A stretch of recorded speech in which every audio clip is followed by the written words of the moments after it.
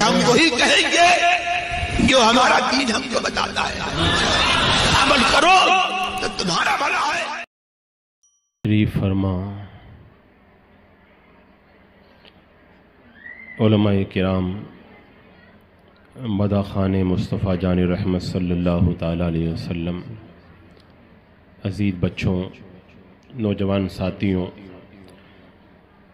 اور پردے میں رہ کر کے مجھے سننے والی میری ماؤں، بہنوں اور بیٹیوں، السلام علیکم ورحمۃ اللہ وبرکاتہ۔ رب العالمین والصلاة والسلام على من كان نبيا وآدم بين الماء والطين وعلى آله وأصحابه وأزواجه وأهل بيته أجمعين،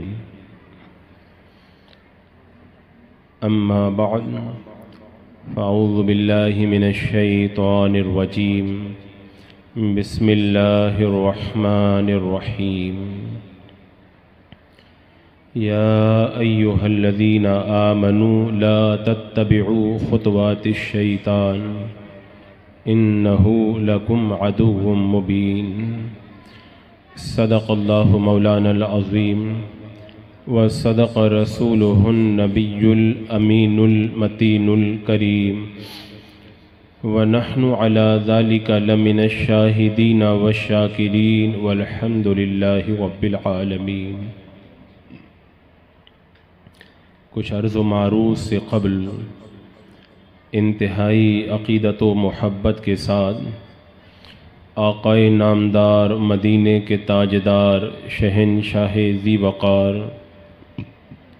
نبی محترم، رحمت دو عالم، نور مجسم، ارواحنا فدا محمد الرسول اللہ صلی اللہ تعالی علیہ وسلم کی پرنور بارگاہ میں انتہائی عقیدت و محبت کے ساتھ جھوم کر درود و سلام کا ہدیہ پیش کر لیجئے۔ اللہم صلی علی سیدنا و شفیعنا و حبیبنا و مولانا محمد و بارک وسلم، صلاۃ و سلاما علیک یا رسول اللہ صلی اللہ تعالی علیہ وسلم۔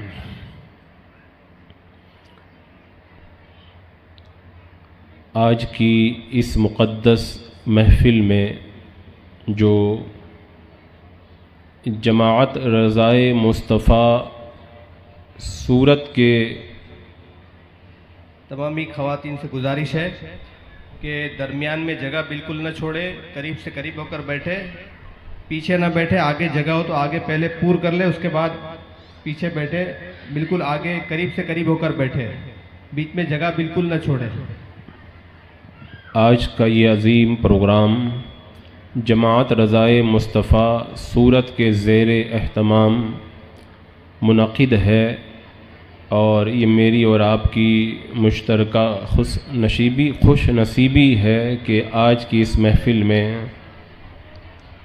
شہزادہ حضور تاج الشریعہ، حضور قائد ملت، حضرت علامہ مولانا الحاج الشاہ مفتی محمد اسدد رضا خان قادری مدظ اللہ العالی والنورانی، جو اس محفل کے دولہ ہیں، ان قریب ہمارے درمیان جلوہ افروز ہوں گے، اور ان کے نورانی ارشادات اور سلسلہ رضویہ کے فیوض و برکات سے ہم اور آپ سب کے سب مالا مال ہوں گے۔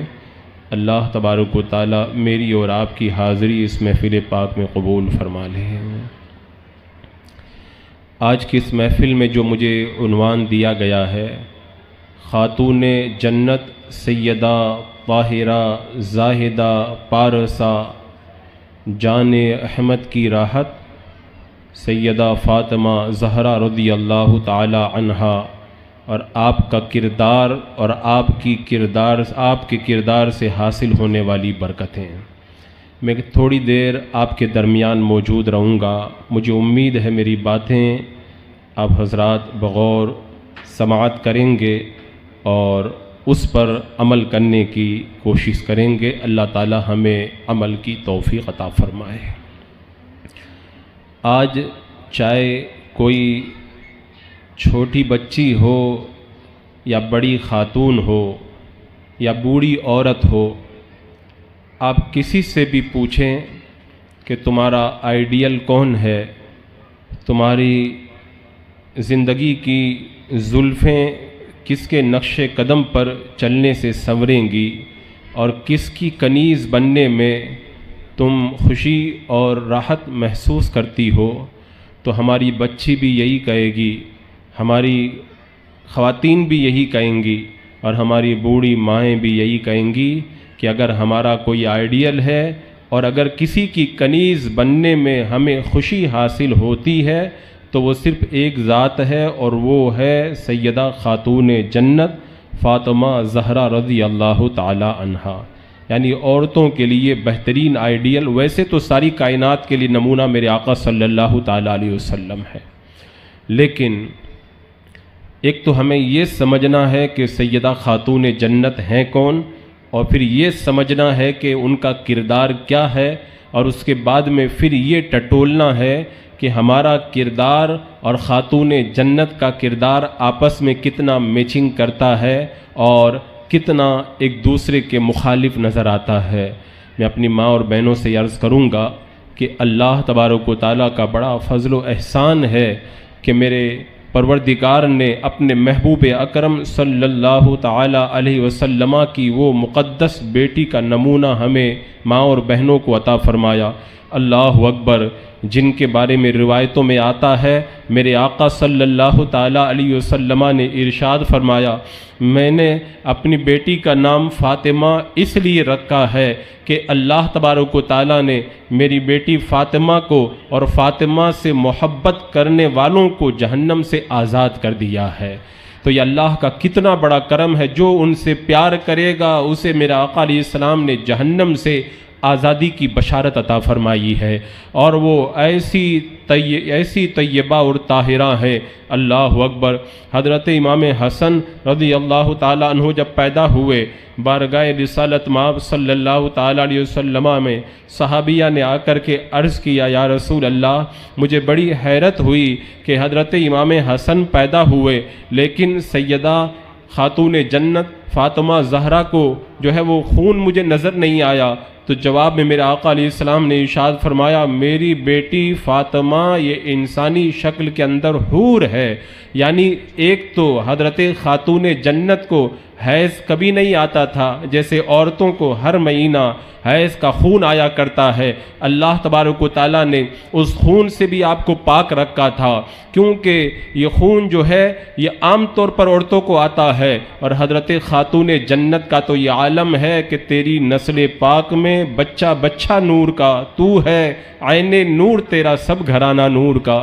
یہ وہ نورانی گھرانہ ہے، تو اللہ تبارک و تعالیٰ نے انہیں نجاستوں سے پاک رکھا ہے۔ اور جب حضرت خاتون جنت کے گھر پہ کوئی بچہ یا بچی کی ولادت ہوتی تھی تو تھوڑی دیر کے لیے خون آتا تھا، اور نماز ادا کرنے کا جب وقت آتا تھا اس سے پہلے ہی پاک ہو جاتی تھی اور آپ کی کوئی نماز قضا نہیں ہو پاتی تھی۔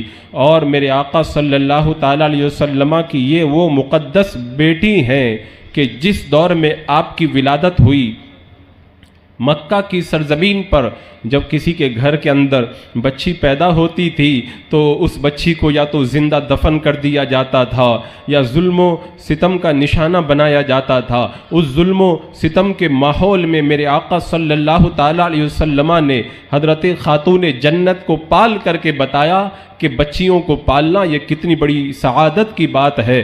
حضرت خدیجۃ الکبریٰ رضی اللہ تعالی عنہا بیان کرتی ہے، جب میری بیٹی فاطمہ کی پیدائش کا وقت قریب آیا، میرے پاس میں کوئی خاتون نہیں تھی، مجھے کچھ گھبراہٹ کا احساس ہوا۔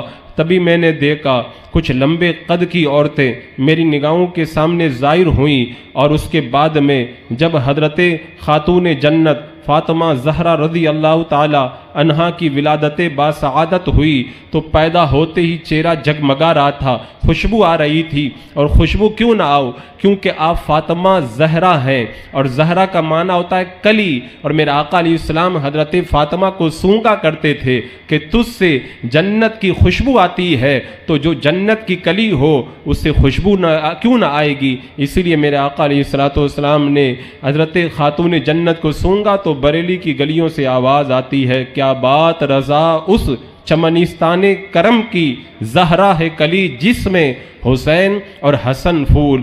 ऐसी अज़मतों की मालिका थी हज़रत फातिमा ज़हरा रदी अल्लाह ताला अन्हा।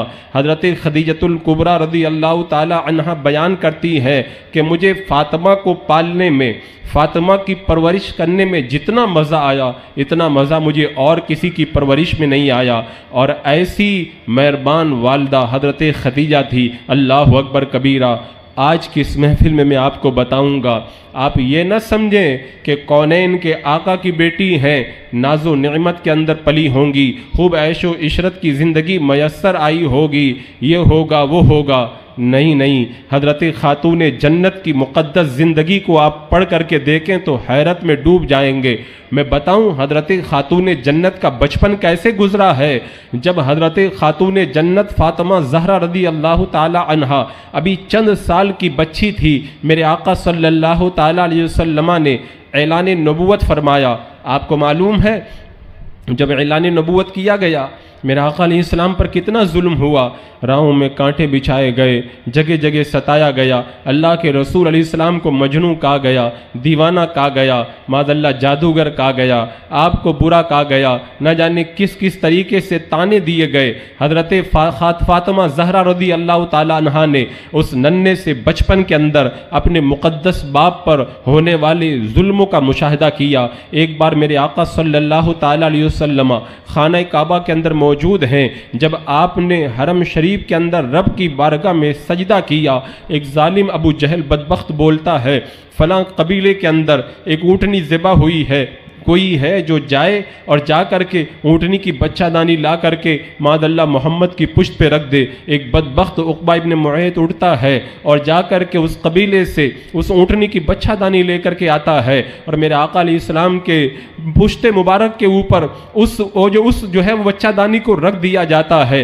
अल्लाह के रसूल अलैहिस्सलाम ने अपने सर पाक को सजदे से नहीं उठाया, सर नहीं उठाया है। हज़रत फातिमा ज़हरा को किसी ने जा करके बताया कि तुम्हारे मुक़द्दस बाप पर हरम शरीफ के अंदर जुल्म हो रहा है, उनकी पुश्त के ऊपर जालिमों ने ऊँटनी की बच्चादानी ला करके रख दी है। हज़रत फातिमा ज़हरा रज़ी अल्लाह ताला अन्हा अभी नन्ही सी उम्र है, दौड़ करके आती हैं, मेरा आका अलैहिस्सलातु वस्सलाम का सर पाक सजदे में है। ज़रा तसव्वुर करो, मैं अपनी माँ और बहनों को ये जो है वो उनके ज़मीर को बेदार करने के लिए बात कहना चाहूँगा।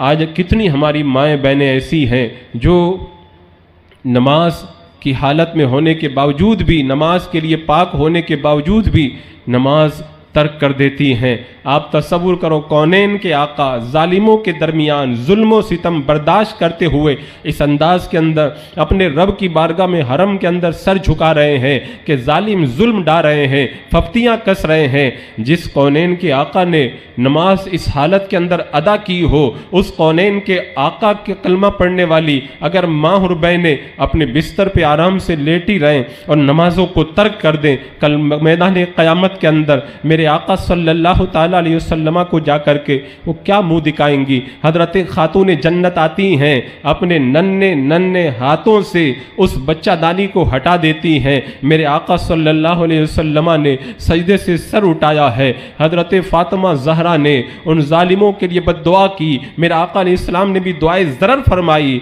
इजाबत का सहरा, इनायत का जोड़ा, दुल्हन बन के निकली दुआए मोहम्मद। रावी का बयान है, जिन जिन के लिए मेरे आका अलैहिस्सलाम ने दुआए ज़रर की थी, मैंने बद्र के मैदान में कुएं के अंदर उन सब की लाशों को सड़ता हुआ देखा है। अल्लाह अकबर कबीरा। हज़रत फातिमा ज़हरा का बचपन आप देखें। एक बार मेरे आका सल्लल्लाहु ताला अलैहि वसल्लम अपने घर में इस हाल में तशरीफ़ लाए कि जालिमों ने मेरे आका अलैहिस्सलाम के सर पाक के ऊपर कचरा डाल दिया था। हज़रत फातिमा ज़हरा ने जब देखा है, दौड़ करके जाती हैं, پانی لاتی ہیں، میرے آقا علیہ السلام کے سر پاک کے اوپر پانی ڈال کر کے سر مبارک کو دھلواتی ہیں۔ آنکھوں سے جب آنسو آنے لگے، میرے آقا علیہ السلام نے ارشاد فرمایا، اے جان پدر، اے باپ کی جان، روو مت، اس لیے کہ اللہ تمہارے باپ کا حافظ و ناصر ہے۔ جس مقدس خاتون کا بچپن اس قدر تکلیفوں کے اندر اور اتنے صدموں کو دیکھ کر کے گزرا ہو، آپ اندازہ لگائیں، حضرت فاطمہ زہرا کی مقدس بہن حضرت رقیہ ہیں۔ میری ماں اور بہنیں ذرا تصور کریں، میری بہنیں بھی یہاں پہ موجود ہوں گی، ایک تصور کر کے ذرا سوچیں، بہن کو بہن سے کتنا پیار ہوتا ہے۔ حضرت فاطمہ کو بھی اپنی بہن حضرت رقیہ سے بڑا پیار تھا، لیکن جب مکہ کے اندر مسلمانوں پر ظلم و ستم بڑھ گیا، حضرت عثمان کے نکاح میں حضرت رقیہ ہیں، مکہ کے اندر جب ظلم و ستم بڑھ گیا تو حضرت عثمان اپنی بیوی حضرت رقیہ کو لے کر کے مکہ المکرمہ سے حبشہ کی طرف روانہ ہو رہے ہیں۔ آپ تصور کریں، ایک جو ہے وہ بہن اپنے شوہر کے ساتھ میں مکہ چھوڑ کر کے ایک پردیس کے اندر جا رہی ہے۔ کیوں جا رہی ہے؟ مکہ میں نماز نہیں پڑھنے دیا جا رہا، مکہ کے اندر خدا کی عبادت نہیں کرنے دیا جا رہا۔ اگر مکہ میں رہتی ہیں تو ایمان کو ترک کرنے کے لیے دباؤ ڈالا جاتا ہے، ایمان سے ہاتھ دھونے کے لیے دباؤ ڈالا جاتا ہے۔ اللہ اکبر کبیرہ۔ حضرت فاطمہ تو زہرا رضی اللہ تعالیٰ عنہ کی نگاہوں نے بچپن میں وہ منظر دیکھا تھا کہ ان کی مقدس بہن حضرت رقیہ اپنے گھر بار کو چھوڑ کر کے اپنا دین، اپنا ایمان، اپنی غیرت کو بچانے کے لیے مکہ سے حبشہ کی طرف ہجرت کر رہی تھی۔ اور تاریخ کا وہ لمحہ بھی یاد کریں جب اللہ کے رسول علیہ السلام کی مقدس بیٹیوں پر یہ ظلم و ستم ہوا تھا۔ ایک بار ابو جہل نے حضرت فاطمہ زہرا رضی اللہ تعالی عنہا کے منہ پہ تماچا مار دیا۔ جب میرے آقا علیہ السلام کی بیٹی کے منہ پہ تماچا پڑا، اس ظالم کو دشمنی تھی اللہ کے رسول علیہ السلام سے، حضرت فاطمہ میرے آقا علیہ السلام کی بارگاہ میں پہنچی اور جانے کے بعد میں عرض کیا، یا رسول اللہ، ابو جہل نے مجھے تماچا مارا ہے۔ میرے آقا نے فرمایا، جاؤ ابو سفیان سے جا کر کے کہو۔ جب ابو سفیان سے جا کر کے حضرت فاطمہ نے اس بات کو کہا ہے، ابو سفیان حضرت فاطمہ کی انگلی پکڑ کر کے لے جاتے ہیں اور جا کر کے حضرت فاطمہ کا بدلہ لیتے ہیں۔ یہ خاندان نبوت کا دستور ہے، اہل بیت پاک کسی کا احسان نہیں رکھتے ہیں۔ جب ظلم کا بدلہ ابو سفیان نے دلوایا، میرے آقا علیہ السلام نے اس احسان کا بدلہ یہ دیا کہ بعد میں اللہ تبارک و تعالیٰ نے ابو سفیان کو ایمان کی دولت عطا فرمائی ہے۔ تو میں اپنی ماؤں بہنوں سے کہتا ہوں، تصور کریں میرے آقا علیہ السلام کی بیٹیاں اپنا ایمان بچانے کے لیے مکہ چھوڑ کر کے حبشہ جا رہی ہیں۔ یہاں پہ ایک بات آ گئی ہے تو میں عرض کروں، آج فتنوں کے اس ماحول میں جب جگہ جگہ ارتداد کا فتنہ پھیلا ہوا ہے، آپ اخبارات میں پڑھ رہی ہیں، آپ نے میڈیا پہ جو ہے خبریں سنی ہوں گی، آپ نے سوشل میڈیا کے اوپر اس بات کا نظارہ کیا ہوگا، کتنی ہماری مائیں اور بہنیں چند ٹکوں کے لالچ کے اندر، دنیا کی تھوڑی سی دولت کے لالچ میں اپنی چند خواہشات کو پورا کرنے کے لیے غیروں کے ساتھ میں چلی جاتی ہے، غیروں کے ساتھ میں دوستی کر لیتی ہے، غیروں کے ساتھ میں شادی رچا لیتی ہے۔ میرے نبی کی بیٹیوں کا تو طریقہ یہ ہے کہ اپنا ایمان بچانے کے لیے مکہ چھوڑ کر کے پردیس میں جا رہی ہے، اور اس نبی کی بیٹیوں کو اپنے کے دامن کے اندر پناہ لینے والی ہماری ماں اور بہنوں کو یہ کیا ہوا کہ آج وہ غیروں سے دوستی کاٹ رہی ہیں۔ اللہ اکبر کبیرہ۔ عزیزان مکرم اور حاضرات، میں یہ عرض کرنا چاہوں گا، ایمان کتنی بڑی دولت ہے یہ ہماری ان مقدس ماؤں نے ہم کو بتا دیا ہے۔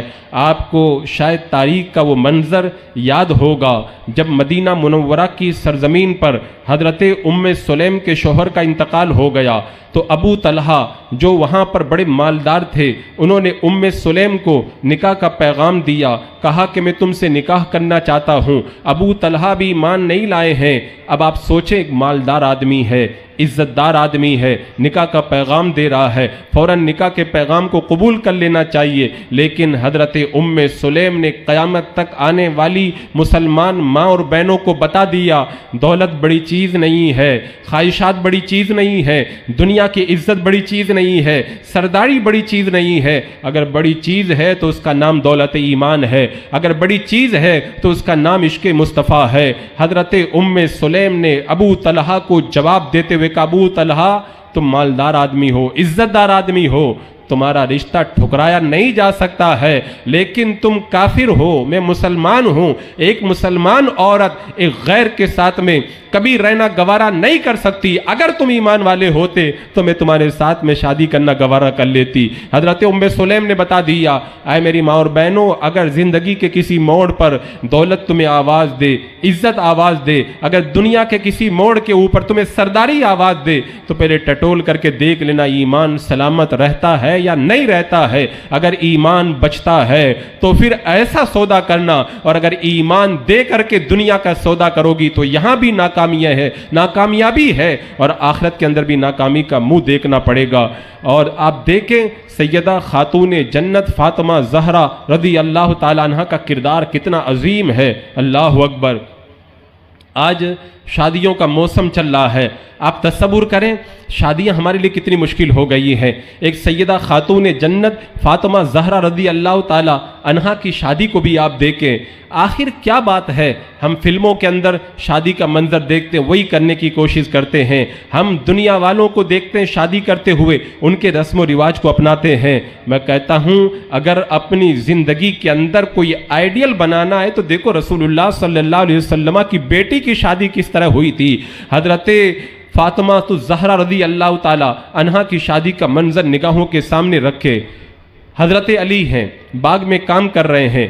हजरत अबू बकर सिद्दीक और चंद सहाबा किराम हजरत अली के पास पहुंचते हैं और कहते हैं, अली तुम हजरत फातिमा को निकाह का पैगाम क्यों नहीं दे देते? तो हजरत अली ने कहा, मेरे पास माल नहीं है। सहाबा ने कहा, आप पैगाम देकर के कोशिश तो करो, माल का इंतज़ाम करना ये हमारी जिम्मेदारी है। हजरत अली रज़ी अल्लाह ताला अन्हा मेरे आका सल्लल्लाहु ताला अलैहि वसल्लम की बारगाह में हाजिर होते हैं। मेरे आका ने फरमाया, अली कैसे आना हुआ? अर्ज़ करते हैं, या रसूल अल्लाह, मैं फातिमा के लिए निकाह का पैगाम लेकर के आया हूँ। मेरे आका अलैहिस्सलातु वस्सलाम ने फरमाया, अली तुम्हारे पास में क्या है? अर्ज़ करते हैं, या रसूल अल्लाह, एक घोड़ा है, एक ज़रा है, एक तलवार है। अल्लाह के रसूल इरशाद फरमाते हैं, घोड़ा भी तुम्हें काम में आएगा और तलवार भी तुम्हारे जिहाद में काम आएगी। ज़रा को बेच दो और ज़रा बेच करके आओ और फिर निकाह की तैयारी करो। मेरे आका अलैहिस्सलाम ने हज़रत बिलाल से कहा, बिलाल ऐलान कर दो, सब मस्जिद नबवी के अंदर जमा हो जाएं और जमा होने के बाद में हज़रत फातिमा की शादी के अंदर शिरकत करें। सारे सहाबा जमा हो गए। जब ज़रा को बेचा गया, चंद पैसे मेरे आका अलैहिस्सलाम ने हज़रत अबू बकर सिद्दीक को दिए कि जाओ हज़रत फातिमा के लिए जो है वो शादी का खर्च का इंतज़ाम करो, सामान लेकर के आओ। मस्जिद नबवी के अंदर बड़ी सादगी के साथ में निकाह हुआ। मेरे आका सल्लल्लाहु ताला अलैहि वसल्लम ने पनीर, घी और वो सब उनका मलीदा बनवाया और मलीदा बनवा करके सहाबा किराम की दावत दी और उसके बाद में हज़रत फातिमा को रुखसत कर दिया। अब आप मुझे बताएं, इस्लाम के अंदर निकाह करना कितना आसान काम है, शादी करना कितना आसान काम है, लेकिन आज हमने शादियों को मुश्किल बना दिया। क्यों? हमने खातून जन्नत की कनीज़ होने का दावा तो किया, लेकिन खातून जन्नत के निकाह को नहीं देखा। आज हम फिल्मों के अंदर निकाह को देखते हैं, आज गैरों के निकाह को देखते हैं, उन्हीं रस्म व रिवाज को अपनी ज़िंदगी के अंदर उतारने की कोशिश करते हैं, इसलिए हमारे निकाह मुश्किल होकर के रह गए हैं। आज मुझे बड़ी हैरत होती है, खातून जन्नत का निकाह तो इतना सादा और शरीयत मुतहरा के दायरे के अंदर, और आज हम जब किसी हॉल के अंदर निकाह पढ़ाने के लिए जाते हैं, वहाँ की खुराफात को देखकर कलेजा मुंह को आता है। ऐसे संगीन हालात हमारी निगाहों के सामने होते हैं। सबसे पहले तो हैरत इस बात पे हुआ करती है, अभी लड़का और लड़की की शादी नहीं होती है, अभी मंगेतर हैं और शादी होने से पहले ही फोन पे बात भी हो रही है, पार्क के अंदर मुलाकात भी हो रही है, तोहफे का लेन देन भी हो रहा है। मैं बड़ी जिम्मेदारी के साथ ये बात कहूँगा, अगर खातून जन्नत की कनीज़ हो तो इस बात को अपने ज़हन व फिक्र के अंदर नश कर लेना कि जब तक निकाह ना हो जाए वो आपका होने वाला मंगेतर, वो आपका शौहर अभी नहीं बना है, वो आपके लिए अजनबी है। अजनबी से बिला ज़रूरत बात करना भी नाजायज़ व हराम है, उससे मुलाकात भी नाजायज़ व हराम है, उसके साथ में तोहफा और ताइफ का ऐसा लेन देन करना जिसके अंदर जो है वो शरीयत मुतहरा की खिलाफ वर्जी होती हो, ये भी नाजायज़ व हराम है। अगर मंगनी होने के बाद में آپ صبر نہیں کر سکتے، ملاقات کرنا ضروری ہے، فون پہ بات کرنا ضروری ہے، اور تحفہ طائف دے کر کے آگے تعلقات بڑھانا ضروری ہے، تو پھر ایک کام کرو، آپ شادی اگر دھوم دھام سے بعد میں کرنا چاہتے ہو، پہلے ایک بند کمرے میں 2 گواہوں کے سامنے نکاح کر لو، تاکہ آپس میں میاں بیوی بن جاؤ، تو فون پہ بات کرنا بھی جائز ہو جائے گا، اور بعد میں ملاقات کرنا بھی جائز ہو جائے گا، اور یہ تمام چیزیں جو ہے وہ شریعت مطہرہ کی روشنی کے اندر انجام پائیں گی۔ کتنا سادہ طریقہ ہے، لیکن ہم اس سادہ طریقے کو چھوڑ کر کے ان گناہوں کے ماحول کے اندر گرفتار ہوتے ہیں، اور کتنی حیرت ہوتی ہے، ہم جو نکاح پڑھانے جب جاتے ہیں ہال کے اندر، تو یہ دیکھ کر کے حیرت میں ڈوب جاتے، کتنی جگہ دیکھا گیا کہ دلہا اور دلہن کا کامن اسٹیج لگایا جاتا ہے، یعنی دلہا بھی وہیں پہ بیٹھا ہوا ہے اور دلہن بھی وہیں پر بیٹھی ہوئی ہے۔ مجھے ذرا اپنے دل پہ ہاتھ رکھ کر کے بتاؤ، ایک اجنبی مرد کے سامنے کسی غیر محرم عورت کا اس طریقے سے آنا کہ اس کے بازو کھلے ہوئے ہوں، اس کی کلائی کھلی ہوئی ہو، اس کے بال کھلے ہوئے ہوں، اس کے گردن یا گلے کا حصہ نظر آ رہا ہو، شریعت مطہرہ کے اندر کیا یہ ناجائز و حرام نہیں ہے؟ یہاں پہ اس بات کو ہمیشہ یاد رکھ کے اسلام نے عورت کو پردہ کرنے کا حکم دیا۔ حضرت میمونہ ہیں، میرے آقا علیہ السلام کی بارگاہ میں حضرت ابن ام مکتوم آتے ہیں، میرے آقا علیہ السلام نے فرمایا میمونہ اور ام سلمہ سے پردہ کرو، وہ عرض کرتی ہیں یا رسول اللہ یہ تو نابینا ہیں، ان سے کیا پردہ کریں؟ میرے آقا علیہ السلام نے فرمایا یہ نابینا ہے، تم تو نابینا نہیں ہو۔ جب نابینا مرد سامنے آ جائے، میرے آقا علیہ السلام نے ان سے پردے کے لیے کہا جن کی پاکیزگی کی گواہی جو ہے وہ روایتوں میں موجود ہے۔ تو آج اگر ہم کامن اسٹیج لگا کر کے شادی کریں، وہیں پر بھی دلہا اور دیگر غیر مرد بھی موجود ہیں اور وہیں پر عورتیں بھی موجود ہیں، اور کتنی حیرت کی بات ہے، اللہ اکبر کبیرہ، اسلام کے اندر پردہ کرنے کا جو اہتمام کیا گیا، آپ کو پتا ہے امام غزالی رحمت اللہ تعالی علیہ فرماتے ہیں جو غیر محرم کو دیکھتا ہے کل قیامت کے دن اس کی آنکھ کے اندر جہنم کی آگ بھر دی جائے گی۔ اگر آنکھ میں مچھر چلا جائے تو بندہ برداشت نہیں کر پاتا ہے، آنکھ میں اگر جہنم کی آگ بھر دی جائے تو بندہ کیسے برداشت کرے گا؟ اور ایک روایت جب میں پڑھتا ہوں تو میرا کلیجہ کانپ جاتا ہے۔ امام غزالی نے الاحادیث القدسیہ کے اندر اس حدیث قدسی کو بیان کیا، اللہ تبارک و تعالیٰ ارشاد فرماتا ہے اے آدم کے بیٹے، جن چیزوں کو میں نے حرام کیا ہے ان چیزوں کو مت دیکھنا، اس لیے کہ جب تو قبر میں جائے گا تو قبر کے اندر کیڑے جب تجھے کھانے سے شروع کریں گے تو سب سے پہلے تیری آنکھ سے شروعات کریں گے۔ بتاؤ مرنا ہے کہ نہیں؟ مرنے کے بعد قبر میں جانا ہے کہ نہیں؟ اور قبر میں جو بندہ حرام کام کر کے جائے گا، کیڑے کھائیں گے، سب سے پہلے آنکھ سے کھانے کی شروعات کریں گے۔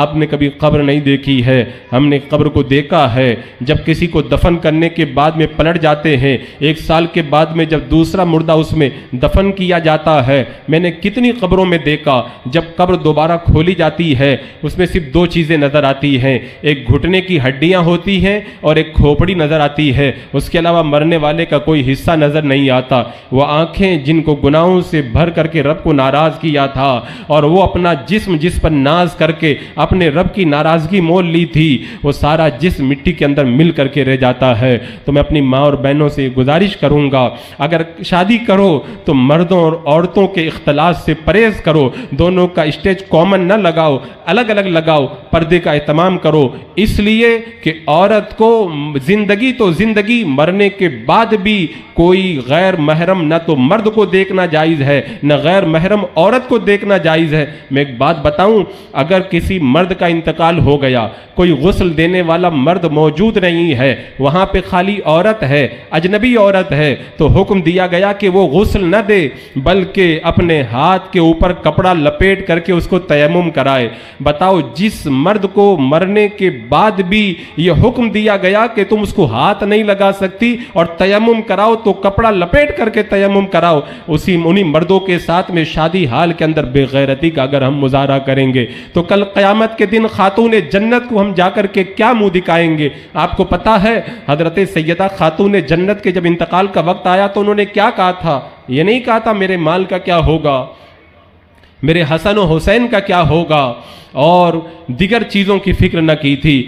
حضرت اسما سے ایک ہی بات کا مظاہرہ کیا تھا، اے اسما آخری وقت میں مجھے ایک فکر ستا رہی ہے۔ حضرت اسما نے کہا تھا کیا فکر ستا رہی ہے؟ کہا فکر یہ ستاتی ہے کہ جب جنازہ نکلتا ہے تو جسم کا جو ہے وہ اوپر کا حصہ چادر میں سے ظاہر ہوتا ہے، مجھے یہ اچھا نہیں لگتا، کوئی ایسا طریقہ بتاؤ مرنے کے بعد بھی میرے جسم کی بے ستری نہ ہونے پائے اور چادر کے اوپر سے میرے جسم کا جو ہے وہ غبار ظاہر نہ ہونے پائے۔ وہ سیدہ خاتون جنت جو زندگی تو زندگی مرنے کے بعد بھی اپنے جسم کا جو ہے وہ سایہ غیر محرم کے اوپر پڑنا گوارا نہ کرے، جس کا آنچل نہ دیکھا ماؤ مہر نے اس ردائے نزات پہ لاکھوں سلام۔ حضرت اسما نے کہا جب میں حبشہ میں گئی تھی میں نے دیکھا تھا وہاں پہ جنازے اٹھتے ہیں تو ایک جو ہے وہ اس طرح کا ماڈل بنایا جاتا ہے کہ اندر عورت ہوتی ہے، عورت کا جسم نظر نہیں آتا۔ حضرت فاطمہ نے کہا مجھے بنا کر کے دکھاؤ، چارپائی پر لکڑیاں ڈال کر کے حضرت اسما نے ماڈل بنا کے دکھایا۔ حضرت فاطمہ کی آنکھوں میں چمک آ گئی، کہ جب میرا انتقال ہو جائے میرا جنازہ بھی اسی طرح اٹھانا تاکہ غیر محرم کے اوپر میرے جسم کا جو ہے وہ اوپر کا حصہ جو ہے وہ چادر کے بار سے ظاہر نہ ہونے پائے۔ اور حضرت خاتون جنت نے اس شان سے دنیا سے رخصت کیا۔ اپنے دل پہ ہاتھ رکھ کے بتاؤ کنیز فاطمہ کا نعرہ لگا کر کے خاتون جنت کو خوش نہیں کر سکتی جب تک کہ خاتون جنت کے نقش قدم پہ نہ چل جاؤ۔ اور یاد رکھو جب بندہ ساری زندگی شریعت پہ عمل کرتا ہے تو روایتوں میں آتا کل قیامت کے دن سیدہ خاتون جنت جب نکلیں گی پل صراط سے جنت میں جانے کے لیے باطن عرش سے ایک منادی ندا دے گا، اے محشر والوں اپنی نگاہوں کو جھکا لو، نبی محترم صلی اللہ تعالی علیہ وسلم کی مقدس شہزادی سیدہ فاطمہ الزہرا 70,000 حوروں کی جھرمٹ کے اندر ابھی بجلی کی طرح چمکتی ہوئی پل صراط کو پار کر کے جنت کے اندر داخل ہونے والی ہے۔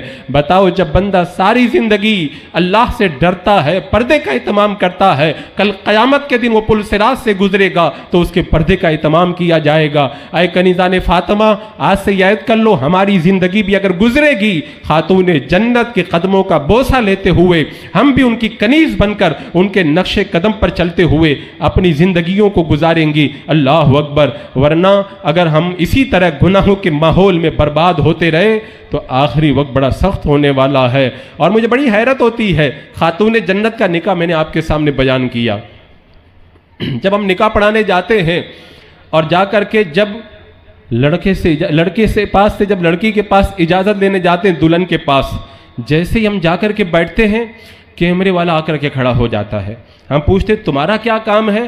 وہ کہتے ہیں کہ مجھے پیسہ دے کر کے بلایا گیا ہے۔ مجھے بتاؤ کیا یہ مسئلہ معلوم نہیں ہے؟ درود پاک پڑھ لیں۔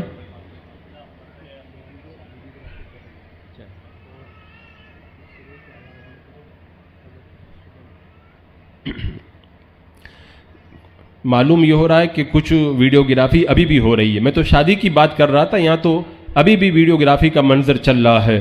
میں جو باتیں آگے کہنے جا رہا ہوں ان کو سن لو، اس کے بعد میں آپ خود سمجھ جائیں گی کہ ہم کو یہ کام کرنا چاہیے کہ نہیں کرنا چاہیے۔ اللہ اکبر۔ تو جب ہم نکاح کے لیے جا کر کے بیٹھتے ہیں اور بیٹھنے کے بعد میں جب وہ کیمرے والا آ کر کے کھڑا ہو جاتا ہے، میں دولہے والے سے بلا کے پوچھتا ہوں کون بلایا؟ بولے ہم لوگ نہیں بلائے۔ دلہن والے کو پوچھتے بولے ہم لوگ بھی نہیں بلائے۔ تو میں کہتا ہوں یہ لگتا ہے تم لوگوں سے بڑی محبت کرتا ہے، اپنی محبت کے اندر یہاں پہ چلا آیا ہے۔ اللہ اکبر۔ اب مجھے بتاؤ شریعت مطہرہ کے اندر اجنبی مرد اور اجنبی عورت کو دیکھنا جب جائز نہیں ہے، وہ غیر محرم جو آتا ہے ویڈیو بنانے کے لیے وہ آپ کا بھائی نہیں ہوتا ہے، وہ آپ کا باپ نہیں ہوتا ہے، وہ آپ کا کوئی سگا نہیں ہوتا ہے، وہ اجنبی مرد ہوتا ہے اور کبھی تو کافر ہوتا ہے۔ وہ تصویریں بناتا ہے اور تصویر بناتے وقت میں وہ کہاں کہاں کی تصویریں نکالتا ہے۔ کیا آپ نے وہ حدیث پاک نہیں سنی؟ میرا آقا علیہ السلام نے ارشاد فرمایا قیامت کے دن گردن ایک گردن نکالے گا اور اس کے بعد میں اس سے آواز آئے گی آج مجھے 3 طریقے سے لوگوں سے نپٹنا ہے۔ ایک وہ لوگ جو دنیا میں تصویر بنوایا کرتے تھے، بتاؤ قیامت کے دن جہنم جو ہے وہ آواز نکال کر کے کہے گا تصویر بنانے والوں سے مجھے نپٹنا ہے۔ میرا آقا علیہ السلام نے ارشاد فرمایا फरमाया क़यामत के दिन सबसे सख्त अजाब तस्वीर बनाने वालों को होगा और तस्वीर बनाने वालों पर इतना सख्त अजाब होगा, अल्लाह अकबर कबीरा। तो बताओ शादी हजरत खातून जन्नत की इतनी सादगी के साथ में और हम गुनाहों का माहौल बपा करके शादी करें कि हमारे लिए हैरत की बात नहीं है। एक बात मैं आपको बताता हूँ, अगर आपसे गुनाह हो जाए वो गुनाह होता है, लेकिन आपने अगर तस्वीर बनाई वो तस्वीर बाकी रहेगी। जब तक गुनाह आपके नामा अमाल के अंदर बाकी रहेगा, आप मर जाएंगे, शादी की आपकी वीडियो बाकी रहेगी, आपकी तस्वीरें बाकी रहेंगी और जहन्नम का अजाब आपको दिया जाएगा। क्या इस बात को आप गवारा करते हैं? आए मेरी माँ और बहनों, अगर सही मानों में खातून जन्नत की कनीज बनना है तो कभी भी ना आम दिनों में और ना शादी के मौके पर तस्वीर साजी करो। और मैंने तो देखा है शादी से पहले मुख्तलिफ शहरों में मैंने इस बात का नज़ारा किया कि शादी से पहले हल्दी की रस्म औरतें खेलती हैं और उसके अंदर अजनबी लड़के भी रहते हैं और सब मिल करके जो है वो मस्ती करते हैं और उसके अंदर हल्दी उड़ाई जाती है।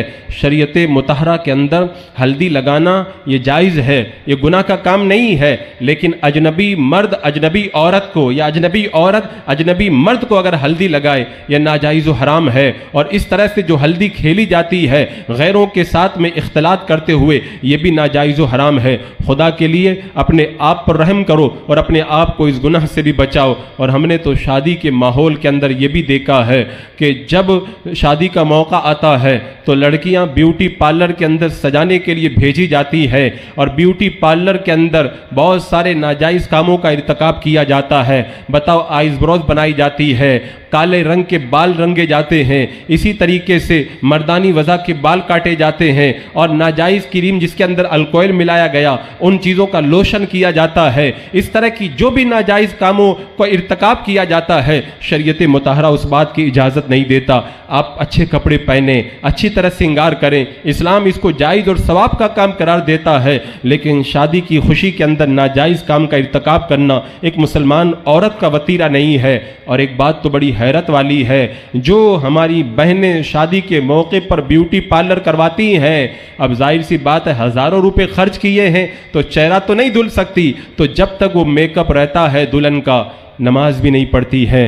एक वक्त की बंदा अगर नमाज छोड़ दे तो बताओ कितना सख्त वबाल है। हजरत अब्दुल्ला इब्न अब्बास रदी अल्लाह ताला अन्हो, आपकी आंख के अंदर तकलीफ हुई, डॉक्टर को बुलाया गया, डॉक्टर ने कहा कि मैं इलाज तो करूंगा लेकिन आंख में पानी मत लगाना, नमाज कुछ आपको छोड़ना पड़ेगा। हजरत अब्दुल्ला इब्न अब्बास ने जवाब के अंदर इरशाद फरमाया, सारी जिंदगी अंधा रहना तो गवारा है लेकिन एक वक्त की नमाज छोड़ना मुझे गवारा नहीं है। हमारे बुजुर्गों का यह तरीका, अल्लाह अकबर कबीरा। हजरत अब्दुल्ला इब्न उमर रदी अल्लाह ताला अन्हु रास्ते से गुजर रहे हैं, अचानक घोड़े से उतर पड़े और उतर करके आपने नमाज की नीयत बांध ली, नमाज पढ़ी, आगे बढ़ गए। आपके साथ में जो थे उन्होंने पूछा, हुजूर क्या बात है, आप जा रहे थे रास्ते में उतर गए, आपने नमाज पढ़ी आगे बढ़ गए, बात समझ में नहीं आई। फरमाया, जब मैं यहाँ से गुजर रहा था मैंने देखा रास्ते में कब्र आ गई, मुझे वो हदीस पाक याद आई, बंदा जब मर जाता है तमन्ना करता है काश 2 रकात नमाज पढ़ने का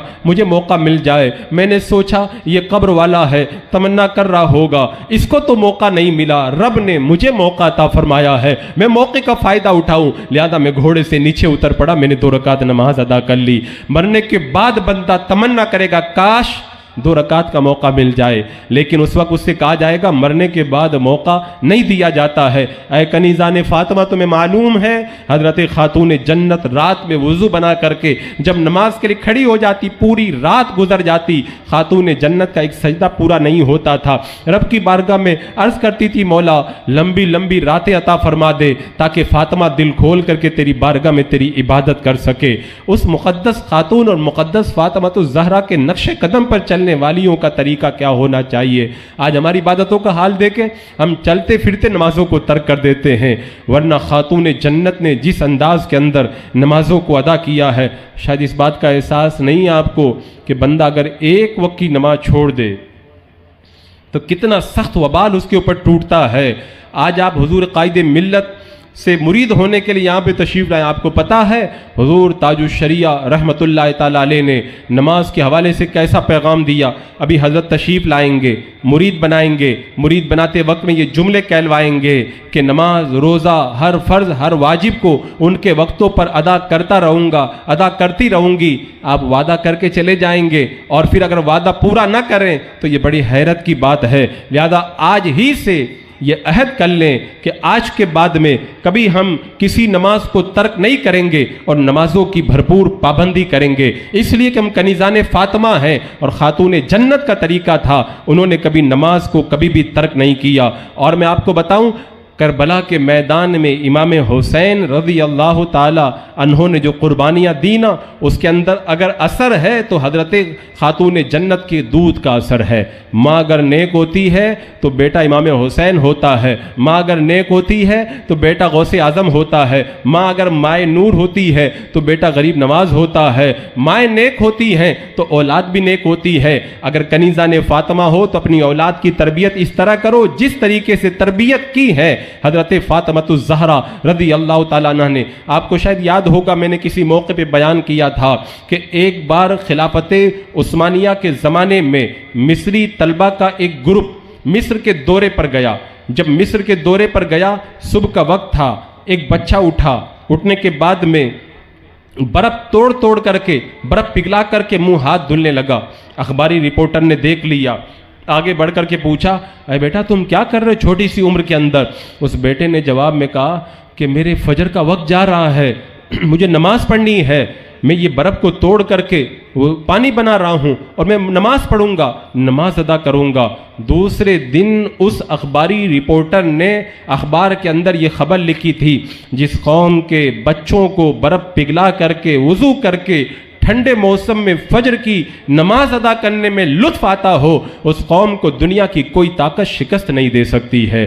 اب مجھے آپ بتائیں بچے کو نماز پڑھنا کس نے سکھایا تھا؟ ایک بات ہمیشہ یاد رکھنا, بچے کو جو کہا جاتا ہے بچہ وہ کم کرتا ہے, بچہ جو کرتے ہوئے دیکھتا ہے وہ زیادہ کیا کرتا ہے. آپ نے دیکھا ہوگا بچوں کو کہو یہ کرو نہیں کرتے ہیں, لیکن جب ماں نماز کے لیے کھڑی ہوتی ہے, چھوٹے چھوٹے بچوں کو ہم نے دیکھا ہے وہ بھی مصلی بچھا لیتے ہیں, کہتے ہیں امی میں بھی نماز پڑھوں گا, اور وہ بھی ماں باپ کے ساتھ میں رکوع کرتے ہیں, سجدہ کرتے ہیں. تو مصری طلبہ کا وہ گروپ جو گیا تھا جرمن کے دورے پر, وہ بچہ جو نماز پڑھ رہا تھا اسے اپنی ماں کو دیکھا ہوگا گھر پہ نماز پڑھتے ہوئے, اور بچپن کے اندر جب دل و دماغ کے اوپر کوئی چیز چھپ جاتی ہے بچہ بوڑھا ہو جاتا ہے لیکن وہ نقش کبھی ختم نہیں ہونے پاتا ہے. اے میری ماں اور بہنوں, تمہاری ذات سے تمہارے بچوں کا فیوچر وابستہ ہے. تم اپنے گھروں میں جب نماز پڑھو گی نا, تمہارے چھوٹے چھوٹے بچے تم کو نماز پڑھتا ہوا دیکھیں گے تو آنے والے وقت کے اندر وہ بھی تمہارے نقش قدم پر چلتے ہوئے نظر آئیں گے. ایک بار ایک بہت بڑا چور تھا, اس چوری کے جرم میں پکڑا گیا, عدالت کے اندر پیش ہوا, مقدمہ چلا, فیصلہ سنایا گیا اس بچے کے دونوں ہاتھ کاٹ دیے جائیں اس لیے کہ اس کی چوری ثابت ہو گئی ہے. جواب کے اندر اس چور نے کہا تھا اے جج میرے ہاتھ بعد میں کاٹنا, میری ماں کی زبان پہلے کاٹ دو. جج نے کہا کیوں؟ کہا اس لیے کہ جب میں چھوٹا بچہ تھا میں نے پڑوسی کے گھر سے انڈا چرایا تھا, میری ماں نے مجھے کچھ نہیں کہا تھا, کاش میری ماں اس وقت اپنی زبان سے 2 جملے مجھے کہہ دیتی, مجھے سمجھا دیتی, آج میں اتنا بڑا چور نہیں بنتا. آج میں اتنا بڑا چور بنا ہوں اس میں میری ماں کا دخل ہے. میرے ہاتھ بعد میں کاٹنا, میری ماں کی زبان پہلے کاٹ دو. بچے کی تربیت بچپن میں ہوا کرتی ہے. اگر ہم نے اپنے بچوں کا جو ہے وہ بچپنا نہیں سنبھالا تو بعد میں یہی بچے جو ہے وہ آگے چل کر کے پورے معاشرے کو تباہ و برباد کرنے والے بن جائیں گے. میں آپ کو بتاؤں بچپن کی باتوں کا کتنا اثر ہوتا ہے بچوں پر. ایک جگہ اخبار میں نے پڑھا تھا, اسکول کا پہلا دن تھا اور پہلے دن چونکہ کتابیں نہیں نکلی تھی, ایک بچے سب بیٹھے ہوئے ہیں, ٹیچر آیا, کہنے لگا آج چونکہ کتابیں نہیں آئی ہیں میں تم سے کچھ سوالات کروں گا. اچھا, ایک بچے سے سوال ہوا. ایک بچے کو کھڑا کیا استاد نے, اے احمد تم کھڑے ہو جاؤ اور یہ بتاؤ کہ ہمارے نبی کا نام کیا ہے, کیا تمہیں ہمارے نبی کا نام معلوم ہے؟ کہا معلوم ہے, کھڑے ہو کر کے بتاؤ. احمد کھڑا ہو گیا لیکن اپنے نبی کا نام بتانے کے لیے تیار نہ ہوا. استاد ڈانٹتا رہا. آخر جب احمد بولنے کے لیے تیار نہ ہوا تو استاد نے جو ہے وہ ایک تماچا مارا اور کہا رسید ہو گئی ہے, انٹرویل کے بعد میں تم آؤ گے, تمہیں نام بتانا پڑے گا, تمہاری ضد نہیں چلے گی, اگر واپس انٹرویل کے بعد تم نے نام نہ بتایا میں تمہیں سخت سزا دوں گا. پوری کلاس حیران تھی, پوری کلاس میں 1 نمبر آنے والا شریف بچہ احمد آج کیوں ضد کر رہا ہے, اپنے نبی کا نام کیوں نہیں بتا رہا ہے. جب انٹرویل ہوا احمد اٹھ کر کے گیا, جا کر کے منہ دھلا وضو بنایا, انٹرویل ختم ہوا, آ کر کے بیٹھ گیا. ٹیچر آیا, کہا احمد کھڑے ہو جاؤ اور کھڑے ہو کر کے بتاؤ کہ ہمارے نبی کا نام کیا ہے. احمد کھڑا ہو کر کے کہتا ہے ہمارے نبی کا نام ہے محمد صلی اللہ تعالی علیہ وسلم. استاد نے دیکھا تو استاد حیران رہ گیا, اتنا شریف بچہ کبھی مار نہیں کھایا, آج انٹرویل سے پہلے ضد کیوں پکڑ بیٹھا تھا, ضرور کوئی بات ہے. استاد قریب آیا, شفقت سے سر کے اوپر ہاتھ رکھ کر کے کہا بیٹا احمد مجھے بات سمجھ میں نہیں آئی, آج انٹرویل سے پہلے تم نے اتنی ضد کیوں کی تھی. تو احمد کی آنکھوں میں آنسو آ گئے, احمد رو پڑا اور رو کر کے کہا میرے استاد جب میں چھوٹا بچہ تھا میرا باپ انتقال کر گیا تھا, میں نے یتیمی کی زندگی گزاری ہے, لیکن جب میرا باپ مجھے بچپن میں مجھ سے باتیں کرتا تھا تو مجھ سے کہتا تھا میرے بیٹے کچھ بھی ہو جائے نبی کا نام بغیر وضو کے مت لینا. آئے میرے استاد انٹرویل سے پہلے آپ نے پوچھا تھا نبی کا نام بتاؤ, اس وقت میں بے وضو تھا, آپ مارتے مارتے میرے ہڈیاں توڑ دیتے, میں بغیر وضو کے اپنے نبی کا نام لینا کبھی گوارا نہیں کرتا. انٹرویل کے بعد جب میں نے وضو بنا لیا تب میں اپنے نبی کا نام لینے کے لیے تیار ہوا ہوں. جب بچوں کا بچپن ایسی مقدس تربیت کے اندر پرورش پاتا ہے وہی بچے عاشق رسول بنا کرتے ہیں, وہی بچے نبی کے اوپر جان نثار کرنے والے بنا کرتے ہیں. عزیزان مکرم اور اے میری ماں اور بہنوں, اپنے بچوں کی اچھی تربیت کرو. آنے والا وقت اپنے دامن کے اندر کفر و ارتداد کا فتنہ لے کر کے آ رہا. اگر تمہارے بچوں کی تربیت میں کوئی کمی رہ گئی تو پھر آنے والے وقت کے اندر بچوں کا ایمان بچانا بڑا مشکل ہو جائے گا. ایک بات مجھے یاد آئی, بہت سی ہماری مائیں بہنیں یہ سمجھتی ہیں بچہ جب کچھ بڑا ہو جاتا ہے تب اس کی تربیت کی جاتی. میں آپ کو بتاؤں بچہ جب اپنی ماں کے پیٹ میں ہوتا ہے تبھی سے بچے کی تربیت شروع ہو جاتی ہے. کیسے؟ آپ کو یاد ہوگا غوث پاک جب پہلی بار مدرسے میں گئے تھے, استاد نے کہا تھا پڑھو, غوث پاک نے 15 پارے سنا دیے تھے. غوث پاک نے 15 یا 18 پارے سنا دیے تھے. یہ پارے کہاں سے یاد ہوئے تھے؟ کیا کوئی ماں کے پیٹ میں یاد کرانے کے لیے گیا تھا؟ غوث پاک کی ماں قرآن کے اتنے پاروں کی حافظہ تھی, وہ روزانہ پارے پڑھتی تھی. غوث پاک کو اپنی ماں کے پیٹ میں سنتے سنتے وہ پارے یاد ہو گئے تھے. جب بچہ ماں کے پیٹ میں ہو اور ماں روزانہ چند پاروں کی حافظہ ان کو ریپیٹ کرو تو وہ بچے قرآن کے حافظ بن کر کے پیدا ہوتے ہیں. ہماری مائیں اور بہنیں پیٹ میں بچہ رہتا ہے, وہ ٹی وی کے سامنے بیٹھ جاتی ہے, یوٹیوب کے اوپر گانے لگا کے بیٹھ جاتی ہے, فلمیں لگا کے بیٹھ جاتی ہے. بتاؤ تمہارے شکم کے اندر پرورش پانے والا بچہ اگر پیدا ہونے کے بعد میں گناہوں کے اڈوں کی طرف نہیں جائے گا تو کدھر جائے گا؟ آپ تاریخ پڑھو, حضرت خواجہ قطب الدین بختیار کاکی رحمت اللہ تعالیٰ علیہ 4 مہینہ 4 دن 4 سال 4 مہینہ 4 دن کی عمر ہوئی. بسم اللہ خانی کا موقع ہوا, حضرت خواجہ غریب نواز بھی موجود ہیں, قاضی حمید الدین ناگوری بھی موجود ہیں. قاضی حمید الدین ناگوری نے کہا پڑھو بیٹا بسم اللہ الرحمن الرحیم الحمدللہ رب العالمین الرحمن الرحیم. خواجہ قطب الدین بختیار کاکی نے پڑھنا شروع کیا, سورہ فاتحہ پڑھنا شروع کیا, پورے 15 پارے پڑھ کر کے چپ ہو گئے. خواجہ غریب نواز بھی حیران ہیں, قاضی حمید الدین ناگوری بھی حیران ہے, بیٹا آج پہلا دن ہے تم کو 15 پارے یاد ہے؟ کہا میں اپنی ماں کے پیٹ میں تھا, میری ماں بار بار یہ پارے پڑھتی تھی, مجھے بھی یاد ہو گئے. ماں کے پیٹ میں بچہ جب قرآن سنتا ہے تو بچہ جب پیدا ہوتا ہے تو وہ قطب الدین بختیار کاکی بن کر کے پیدا ہوتا ہے, غوث آدم دستگیر بن کر کے پیدا ہوتا ہے. آج مائیں آتی ہے کہتی ہے تعویذ کر دو, بچہ کہنا نہیں مانتا ہے, بچہ جو ہے وہ ہمارا کہنا نہیں مانتا ہے. جب بچہ پیٹ میں تھا یہ تو سوچو تم نے کیسے کام کیے تھے, تم نے کیا کردار نبھایا تھا. اگر تم غوث پاک کی ماں جو ہے فاطمہ ام الورا بن کر کے زندگی گزارتی تو تمہارا بیٹا بھی آج تمہاری حکم کی فرما برداری کرتے ہوئے نظر آتا. اپنے بچوں کی تربیت کرنا. اچھا کچھ ماؤں کے بارے میں ہم نے یہاں تک سنا, وہ کہتے ہیں اب نہیں مان رہا, بگڑ گیا تو میں کیا کروں, اپنی قبر میں وہ جواب دے گا, میں اپنی قبر میں جواب دوں گی. سن لو بخاری شریف کی حدیث پاک میرے آقا فرماتے کلکم راعٍ وکلکم مسئول عن رعیتہ, ہر شخص تم میں سے ذمہ دار ہے اور قیامت کے دن ہر شخص سے اس کی ذمہ داری کے بارے میں سوال ہوگا. بچہ بگڑ گیا, گناہ کر رہا ہے، جواب وہ دے گا، آپ کو جواب نہیں دینا پڑے گا، لیکن آپ کو یہ جواب دینا پڑے گا کہ تمہارا بچہ جو بگڑا ہے تم نے اس کی اچھی تربیت کیوں نہیں کی تھی، اس کا جواب آپ ہی کو دینا پڑے گا۔ بچوں کو تم نے سنبھالا کیوں نہیں تھا، اس کا جواب تو آپ ہی کو دینا پڑے گا۔ اے میری ماؤں بہنوں، اپنے بچوں کے بچپن کو سنبھالو، اس لیے کہ بچپن بچوں کا اگر بگڑ جائے تو پھر بڑھاپا خراب ہو جایا کرتا ہے۔ اور سیدہ خاتون جنت کا کردار اگر دیکھنا چاہتی ہو تو یہ دیکھو کہ حضرت خاتون جنت فاطمۃ الزہرا رضی اللہ تعالیٰ عنہ کی زندگی کیسی تھی۔ آج عورتوں میں جو سب سے بڑی بیماری پائی جاتی ہے، اس بیماری کو میرے آقا علیہ السلام نے حدیث پاک میں ذکر کیا۔ میرے آقا فرماتے ہیں جب میں نے جنت و جہنم کو دیکھا تو جہنم میں مجھے جو عورتیں نظر آئیں ان میں زیادہ تر عورتیں جہنم میں اس لیے گئیں، مفہوم حدیث پاک ہے کہ وہ اپنے شوہر کی ناشکری کرتی ہیں، نافرمانی کرتی ہیں۔ اللہ کے رسول علیہ السلام نے ایک موقع پہ یہاں تک فرما دیا، اگر ساری زندگی عورت کے ساتھ احسان کرو، اگر کچھ کمی ہو جائے گی تو سیدھا یہی کہیں گی کہ میں نے تو تم سے کبھی سکھ دیکھا ہی نہیں ہے۔ یہ بتاؤ کتنی بڑی ناشکری ہے۔ شریعت مطہرہ کے اندر شکر گزاری کا حکم دیا۔ آپ کو پتہ ہے حضرت سیدہ خاتون جنت فاطمۃ الزہرا رضی اللہ تعالیٰ عنہ کتنا کام کرتی تھی، بتاؤ ہاتھوں کے اوپر ہاتھوں میں چھالے پڑ جاتے تھے، اور ایک بار حضرت مولا علی نے کہا تھا اے فاطمہ جاؤ، اللہ کے رسول علیہ السلام کی بارگاہ میں کچھ غلام آئے ہیں، کچھ باندیاں آئی ہیں، جا کر کے مانگو گے تمہیں مل جائیں گی۔ حضرت فاطمہ جب میرے آقا علیہ السلام کی بارگاہ میں پہنچی اور پہنچ کر کے جب غلاموں کا باندیوں کا سوال کیا، میرے آقا نے فرمایا فاطمہ اگر میں تمہیں دے دوں گا تو ان یتیموں کا کیا کروں گا، یتیم بچوں کا کیا ہوگا؟ اے فاطمہ تم آئی ہو تو میں تمہیں غلام اور باندی تو نہیں دوں گا، میں تمہیں وظیفہ بتاتا ہوں، یہ وظیفہ پڑھ لو گی تمہیں تھکان نہیں ہوگی اور تمہیں جو ہے وہ کام کرنے کے اندر آرام ملے گا۔ مفہوم حدیث پاک میرے آقا فرماتے ہیں کہ روزانہ جب بستر پہ جاؤ 33 مرتبہ سبحان اللہ پڑھ لیا کرو، 33 مرتبہ الحمدللہ پڑھ لیا کرو، 34 مرتبہ اللہ اکبر پڑھ لیا کرو۔ اور علماء فرماتے ہیں جو اس تسبیح کو پڑھتا ہے اللہ تعالیٰ اس کے جسم کے اندر آرام پیدا فرما دیتا ہے۔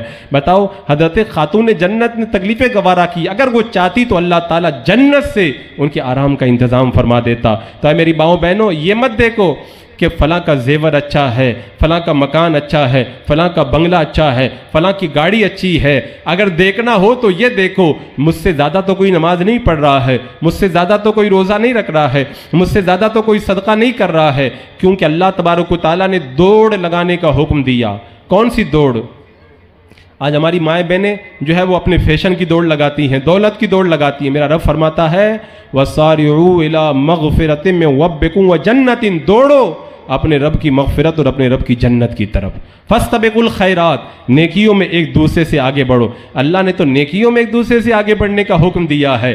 اگر کوئی 5 ٹائم کی نماز پڑھتا ہے آپ تہجد بھی پڑھو، اگر کوئی تہجد پڑھتا ہے آپ اشراق و چاشت بھی پڑھو، اگر کوئی 2 روپے صدقہ کرتا ہے آپ 10 روپے صدقہ کرو، اگر کوئی نفلی روزہ 1 رکھتا ہے آپ 2 رکھو۔ اس طرح نیکیوں میں آگے بڑھو۔ کوئی روزانہ 1 پارہ پڑھتا ہے آپ 2 پاروں کی تلاوت کرو۔ یہ دوڑ قیامت کے دن کام آنے والی ہے، ورنہ جو دنیا کی دوڑ ہم لوگوں نے لگا کر کے رکھی ہے یہ دوڑ کام آنے والی نہیں ہے۔ اور اس سے پہلے بھی میں نے کہا تھا کہ بندہ جب موت کا وقت آتا ہے تب اسے اس بات کا احساس ہوتا ہے کہ مجھے کیا کرنا چاہیے تھا اور میں نے کیا کر دیا۔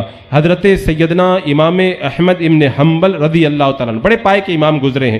آپ کے بارے میں روایت میں آتا ہے آپ کے پڑوس کے اندر ایک لوہار کا مکان تھا، وہ دن بھر محنت کرتا، رات ہوتی گھر پہ آتا، امام احمد بن حنبل کو دیکھتا، کہتا کاش میں بھی اگر قرآن کا حافظ ہوتا، اگر میرے پاس بھی کام نہیں ہوتا، رات بھر میں بھی اللہ کی عبادت کرتا۔